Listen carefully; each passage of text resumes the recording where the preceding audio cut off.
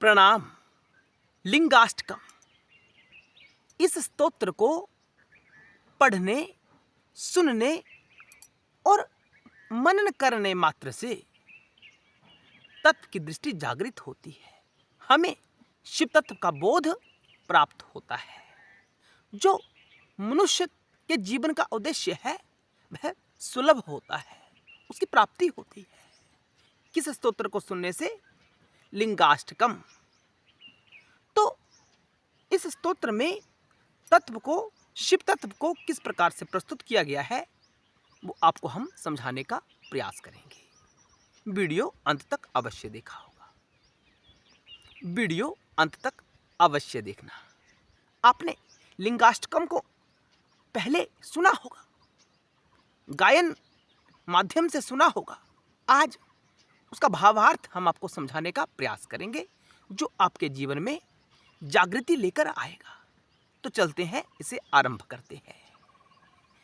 ब्रह्म मुरारी सुरार्चित लिंगम, निर्मल भाषित शोभित लिंगम, जन्मज दुख विनाशक लिंगम, तत्प्रणमामि सदाशिवलिंगम, तत्प्रणमामि सदाशिवलिंगम। क्या भाव यहां प्रस्तुत किया गया है? यहां कहा गया कि उत्पत्ति यानी ब्रह्मा, स्थिति यानी विष्णु, मुरारी और देवगण शिवलिंग का ध्यान करते हैं, शिवलिंग की आराधना करते हैं। उस निर्मल रूप से भाषित हो रहे, सुशोभित हो रहे शिवलिंग का हम सबको ध्यान करना चाहिए, उसे प्रणाम करना चाहिए। जन्मज दुख विनाशक लिंगम।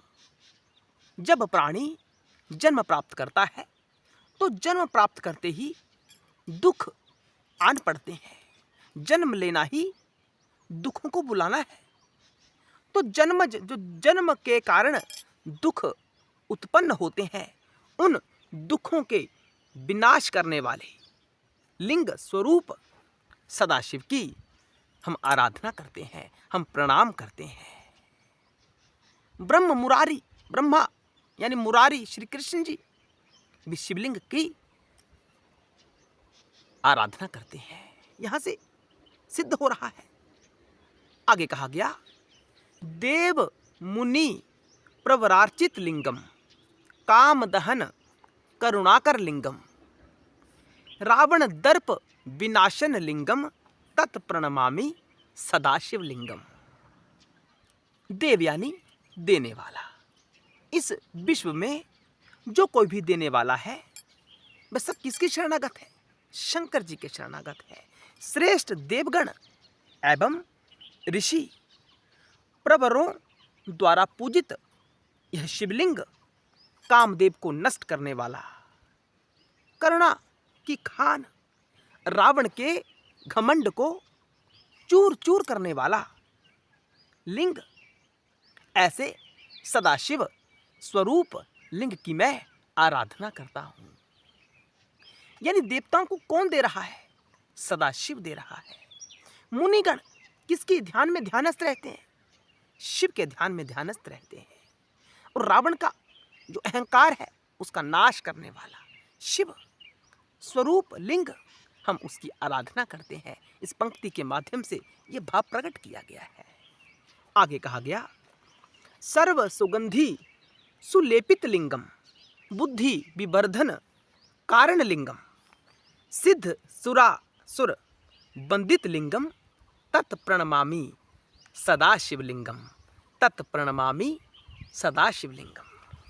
यहाँ कहा गया, सभी दिव्य सुगंधित से सुलेपित, बुद्धि की वृद्धि कारक, बुद्धि को बढ़ाने वाला तत्व, समस्त सिद्ध देव एवं असुर गणों से बंदित सदा शिव लिंग को मैं प्रणाम करता हूं।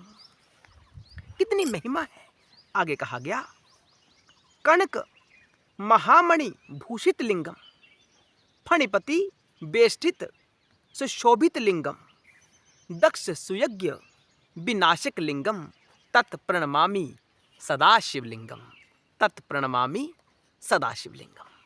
आगे कहा गया, सांब सदाशिव कहा विग्रह वर्ण मणिक आदि महामणियों से विभूषित तथा नागराज द्वारा लिपटे होने से अत्यंत शोभित और अपने ससुर दक्ष के यज्ञ को विनाश करने वाले उन भगवान सदाशिव को मैं प्रणाम करता हूं, मैं नमन करता हूं। कितनी महिमा है शंकर जी की। आगे कहा गया, कुमकुम चंदन लेपित लिंगम पंकजहार सुशोभित लिंगम संचित पाप विनाशक लिंगम तत्प्रणमामि सदाशिव लिंगम। कहा गया, सदाशिव का विग्रह शरीर कुमकुम चंदन आदि से लिंपित दिव्य कमल की माला से सुशोभित अनेक जन्म जन्मांतर के संचित पाप को नष्ट करने वाला शिवलिंग आराधना से जो संचित पाप कर्म होते हैं वे नष्ट हो जाते हैं, ऐसा ही भाव यहाँ प्रस्तुत किया गया है। उन सदाशिव लिंग को मैं बारंबार प्रणाम करता हूँ, ये भावना यहाँ बताई गई है। आगे कहा गया, देव गणार्चित सेवित लिंगम भावेर भक्ति भिरेव च लिंगम दिनकर कोटि प्रभाकर लिंगम तत्प्रणमामि सदाशिव लिंगम। भाव भक्ति द्वारा समस्त देवगणों से पूजित देवगण भक्ति भाव के साथ जिनका पूजन करते हैं और देवताओं के द्वारा सेवित हैं, करोड़ों सूर्य के प्रखर कांति से युक्त भगवान सदाशिव लिंग को मैं बारंबार प्रणाम करता हूँ।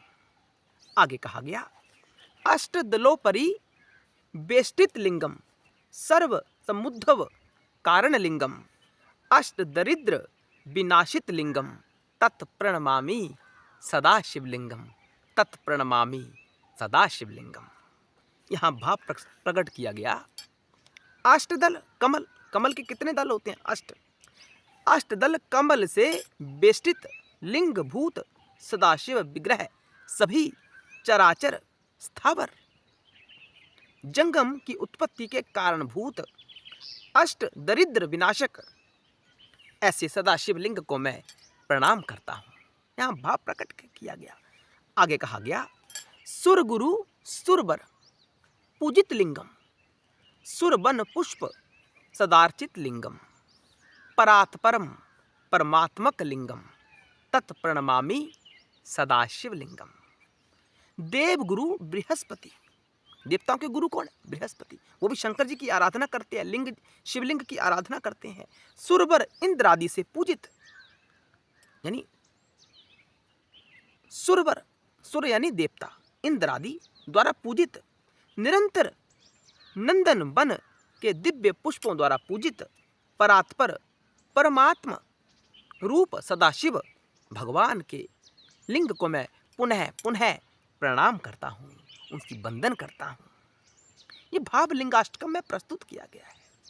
तो साधकों, लिंगाष्टकम में हमने जाना कि ब्रह्मा, नारायण और सभी देवगण, सभी असुर शिवलिंग की आराधना करते हैं। ऋषि शोध करता है, किसकी आराधना के बल पर शोध करता है? शिवलिंग आराधना पर शोध करता है। शिवलिंग ही पूजनीय होता है, पूजा के योग्य होता है। वह निराकार निष्कल परमात्मा का विग्रह रूप है।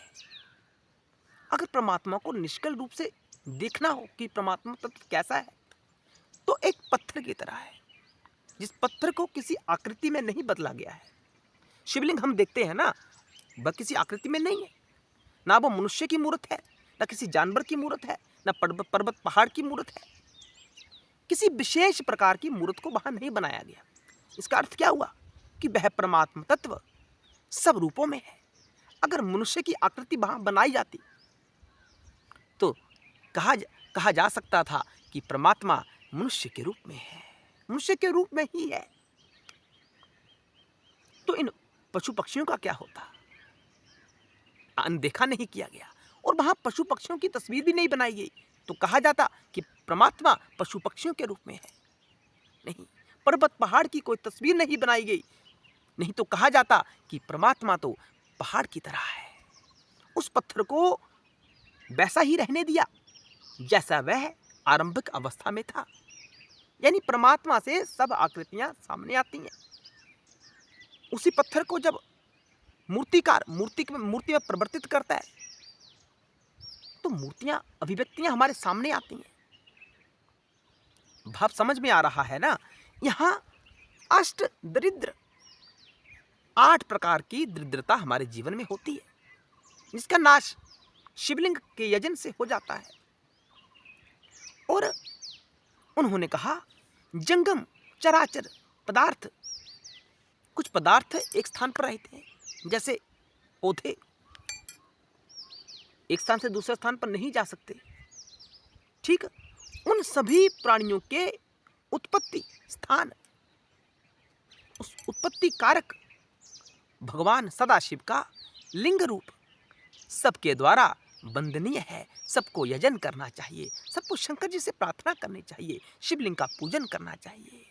साधकों, हम वीडियो में प्राय कहते रहते हैं कि शिव की आराधना कैसे करें। हम जो आराधना आपको चैनल पर बताते हैं वह तात्विक आराधना होती है। वह बाहरी आराधना नहीं है कि इस स्थूल शरीर से अब पूजन आराधना कर दो, कार्य हो जाएगा। नहीं, आंतरिक भाव जागृत होना नितांत आवश्यक है अगर हम वास्तव में शिव तक पहुंचना चाहते हैं। शिव अंदर का विषय है, शिव बाहर का विषय नहीं है। जो बाहर का विषय है वो शिव का विस्तार है, शिव की माया का विस्तार है। हमें लगता है कि संसार है, वास्तव में संसार है नहीं, ये झूठा है, ये माया है। तो आज हमने समझा कि लिंगाष्टकम में तत्व को किस प्रकार से बताया गया है। हम सबको शिवलिंग की आराधना अवश्य करनी चाहिए।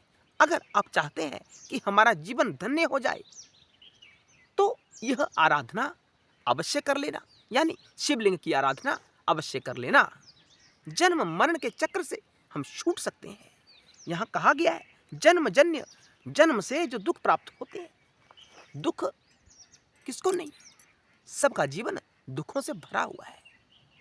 जन्म प्राप्त करते ही हम दुखों से घिर जाते हैं, दुखों से आच्छादित हो जाते हैं। उन दुखों से निवृत्ति कैसे होगी? शिवलिंग की आराधना करो, श्रद्धा भाव के साथ शंकर जी की आराधना करो। पहले शंकर जी को समझने का प्रयास करो। कोई नहीं समझ सकता, हम जानते हैं नहीं समझ सकता, अरे समझने का प्रयास तो करो। कल्याण होगा, क्यों कल्याण नहीं होगा? मोक्ष प्रदायक सदाशिव मुक्ति देने वाला है।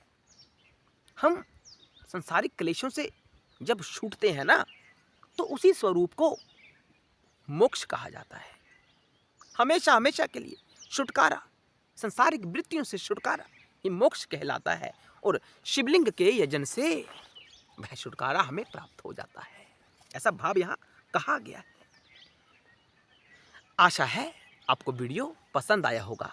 हर हर महादेव, जय शिव शंकर, जय भोलेनाथ।